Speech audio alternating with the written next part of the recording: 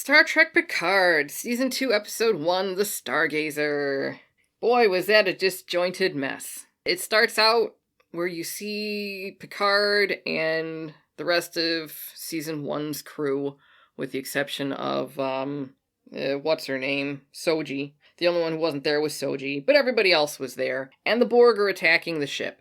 And then it jumps back 48 hours. Picard is, I guess, getting propositioned by his housekeeper, and then he's dreaming, and he's having these memories of his mother, when he was a child, telling him to look to the stars, and he keeps being told by people that he is avoiding living his own life by going to the stars, and it was just... He was avoiding love, is what they were saying, too. Yeah. And that was really weird. I mean, I understand from the Next Generation, Picard would kind of put a wall up between people, but they kept hammering home several times about Picard using his trip to the stars, his career in the stars, to get away from love. Yep, and apparently Rafi and Seven, or Rafi still wants to be an item with Seven. I don't know what Seven's thoughts are on that. And of course, Rios is now a starship captain. In fact, he's captain of the Stargazer, and he's smoking a cigar on the bridge. And Agnes, that blonde lady murderer from Season 1. And she's like that robotics expert. Yes, apparently she's been cleared of murder. She's engaging in drunken hailing incidents, apparently. And Soji is no longer banned by the Federation for being a synth. She is attending dinners and going on some sort of rainbow tour, I guess. And Elnor is now in Starfleet Academy, and he's a cadet. So, good for him. One of the things that I think I was confused with at the beginning, in addition to the jumping around, I didn't understand how these characters got from Season 1 to here. It was a year and a half later. Was it Rios? I understand, as I remember, he was in Starfleet before, and then there was some order he didn't like where they killed a synth or were going to kill a synth. He was supposed to kill a synth, apparently, yeah. And so, he kind of said, I don't want anything to do with Starfleet, and he was a broken person with a drinking problem and everything else. And then magically, like this season, he's a captain on a starship. I didn't understand how that happened, and then he's got that cigar in his mouth on a starship bridge. By the way, I mean, we may talk about this later, but I'll bring it up now. I will give credit that the aesthetics for this show, this episode, the uniforms, the technology, even the way Patrick Stewart talked as Picard, it felt like this could be Star Trek. Yes. And I realize I'm risking a wedgie here, but they got this as close to feeling like Star Trek as they ever have. Yeah. We saw Picard talking to Guinan, and of course that was worthless because it was all just more about his love life. They're pushing this notion that the final frontier isn't space anymore, it's time. That scene with Guinan, the way they talked and that whole time thing, that did remind me of Star Trek Generations, the film. Yes. With the Nexus and how, was it Malcolm McDowell? Was that the bad guy? Yes. Where he was talking about, his take on things was time was this predator that was hunting you down. Mm-hmm. And then Picard's response through it and at the end was, time's not your enemy, it's your friend that you take with you through your life. Mm-hmm. So that conversation they had kind of had echoes of that film. Yeah. So, I mean, that's enough of that bullshit. Rios and Seven of Nine apparently are in the same area of space somehow, even though it's this huge place, but whatever. And there's this spatial anomaly, and there's a message being broadcast out of this. It was basically, please help us, Picard. Somehow, Picard quickly manages to get to the Stargazer. I don't know how he managed to do that, because that was pretty friggin' fast. Yeah, it's like snap your fingers, and I got again, maybe I wasn't paying attention, I got the impression they were kind of in an isolated area of space, and then somehow Picard got from Earth to there really fast. Because it seemed like a snap of a finger and he was there. Yeah, and as it turns out, the Stargazer, it's got a bunch of parts in it that were derived from that Borg cube that we saw in Season 1. As it turns out, the entities broadcasting through the spatial anomaly saying that they need Picard's help, they want to join the Federation. It's the Borg. And, of course, they take over the Stargazer, and Picard initiates the auto-destruct. That's when he wakes up in what appears to be a parallel dimension or universe. I'm not even sure. Anyways, as it turns out, Q is there. Q has created this alternate timeline. What it is in 2024, a fascist is elected, I guess, on Earth. I'm not even sure. 2024, a fascist is elected. Oh my gosh, I wonder what that might be an allegory for. Yeah, and Earth is a totalitarian place.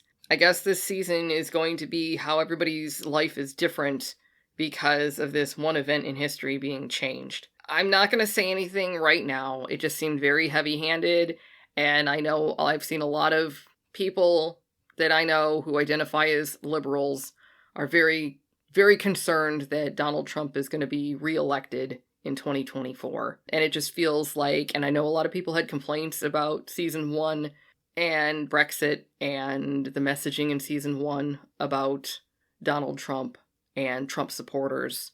And I just have this really sick feeling that this season is going to be going the same way that did. Yep. They might surprise me, but I got the same impression. That's why I made the joke about what allegory could this be? Some fascist person takes over in 2024 and takes the Earth down the crapper. I wonder who that could be. Yep. Maybe we're wrong. Maybe they'll do something else with it, but I think it's going to be a Trump allegory. Yeah. I mean, and I'll say this, it was good to see Q again. I know you and I don't agree on the Q character. I love Q, personally. I like Q in small doses. I'm going to give this a chance, but I just have this terrible feeling that this is going to be very in-your-face propaganda. I just hope that it's in-your-face enough that I'm able to laugh at it rather than just being pissed off. Yeah, and by the way, I mean, the description Molly gave, and it was fairly short, that was the plot. Everything else in this episode was filler. It was member berries. Yeah. And they did member berries pretty well. Yes, I'm going to give credit. Last season, Patrick Stewart was playing Patrick Stewart. He did not sound, move, or act like Jean-Luc Picard. Yeah. This episode, he did sound, act, and look like Jean-Luc Picard. Yes. And I give credit for that because they were so off last season with his character. It was embarrassing. But you can watch this episode and nod and go, that's Jean-Luc Picard. Yeah. And that in itself is worth watching this episode once just for that.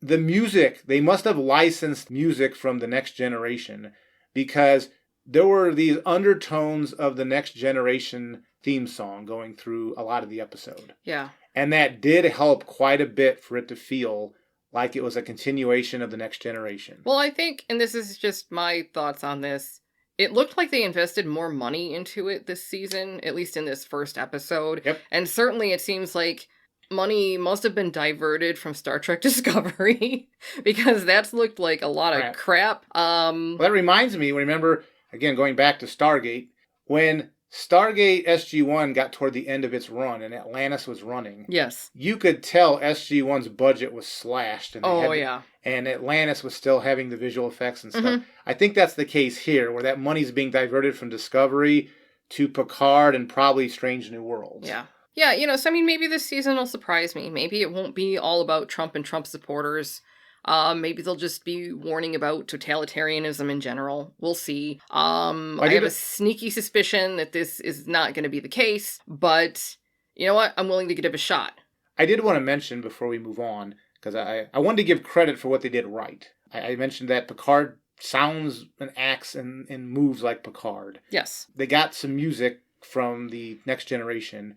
The uniforms look very, very close. They're not exact, but then again, this is the future moving forward from the Next Generation. The uniforms were very close to something that you would think would be natural from the Next Generation. Well, I hope you enjoyed them because obviously they're on this alternate timeline now and the things don't look like that's anymore. That's what I was going to say. Like when we were talking about the budget, I think this is the only episode they're going to have a budget. Because I think the rest of the series, they're just filming on the streets of Toronto or LA or whatever the hell they are.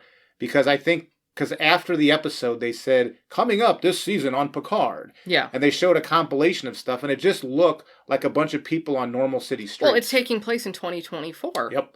So I think when we gave it credit for a budget, I think just for this episode. Yeah. But the bridge they were on, it looked like a Federation bridge. Yes, it did. The view screen they were looking through, I mean, I can't guarantee it. It might have just been a window, but it felt like it could have been a view screen versus Discovery and J.J. Abrams' windows. They got a lot right here. I mean, the thing they didn't get right, and it's a geek nitpick, is the Stargazer. This was a ship that was continuing the name of the Stargazer, but not having the same hull. And I know this only a small proportion of our audience is going to get this, but when you do that, that's when you put the -A, the -B, the -C. Yes. But when you saw the Stargazer, you saw its registration number, or registry number, whatever it's called, and there was no dash anything. Mm-mm. So it's like, that's the one thing they didn't understand. And they didn't understand in Discovery earlier this season when they had a Voyager, I believe. And they just gave it the same number. Like, It's like, no, if it's not the same hull, you have to use the -A, you don't have to, but the convention is -A-B. Yep. That's why when, in the motion picture for Star Trek in 1979, that's why it was still NCC 1701. Even though it looked very much different, it was the same hull. It was a refit. And then only when the ship was destroyed over the Genesis planet, I think it was the Genesis planet, and they got a new ship called Enterprise, that's when it got the -A. It was a different hull. It was not the same ship. So that's the only Star Trek thing I think they got wrong here. They didn't understand in Discovery. But this episode is the plot was just so, there wasn't much to it, but it felt, and I said this when we were watching, and I mean this as a compliment, it felt like a fan film. And it felt like a fan film that at least was trying to feel like Star Trek. Yeah. And I have mixed feelings about recommending this episode, except to say it might be worth watching once just for the member berries of seeing Picard, somebody you believe is actually Picard now, because all last season we didn't see that. And another thing about Picard himself, the character, that kind of bothered me, other than when he was talking to Guinan, and she said something like, well, when you had a heart or whatever this artificial thing is now, they never mentioned he was a robot.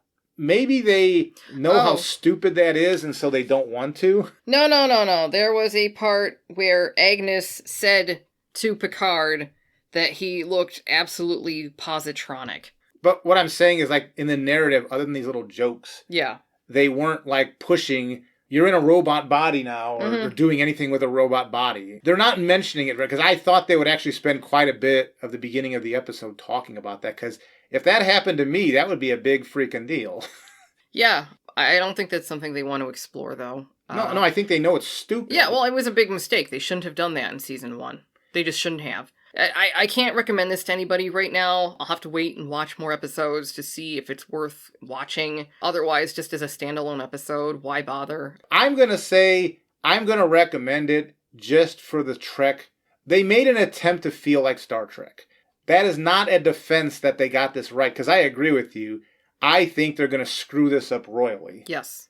But this is the first time in 2 seasons where Picard felt like an elder Picard. Yeah, and just for that, I mean, that's the only reason I'm giving a recommendation to even watch this, is so you can see somebody on screen that feels like Picard. But the story itself, there was not much to it.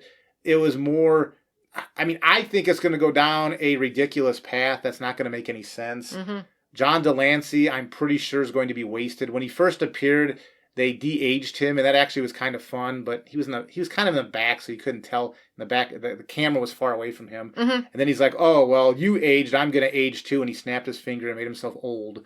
I think they're going to waste John Delancey. I think they're going to waste all of this stuff, because that's what these people always do. I think this episode here, they knew how important it was to try to get people interested in this show again.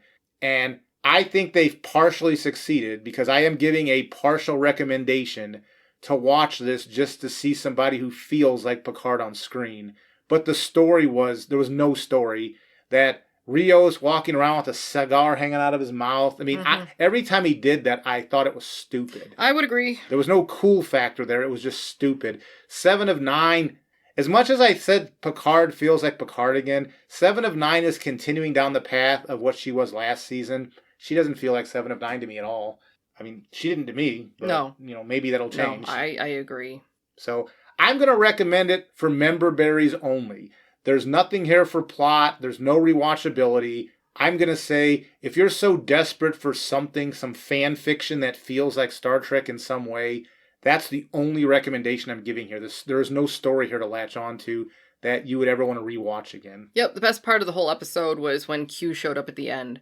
So if you're interested in that, it's worth watching just to see Q. But otherwise, no. So far, I mean, unless the rest of the season turns out to be worthwhile, I can't recommend this. Yep, and it's probably not based on the coming this season on Picard. Yep. It looked like a bunch of like car chases and running around in modern cities on Earth. I mean, they're cheaping out big time is what it looks like, and I have a feeling their stories are going to be just as stupid. Yep. So, anyways, love to hear your take on what we just watched. So definitely comment. Yeah, we're going to watch the next one. We'll let you know what we think about that as well. So, thanks for listening. Take care.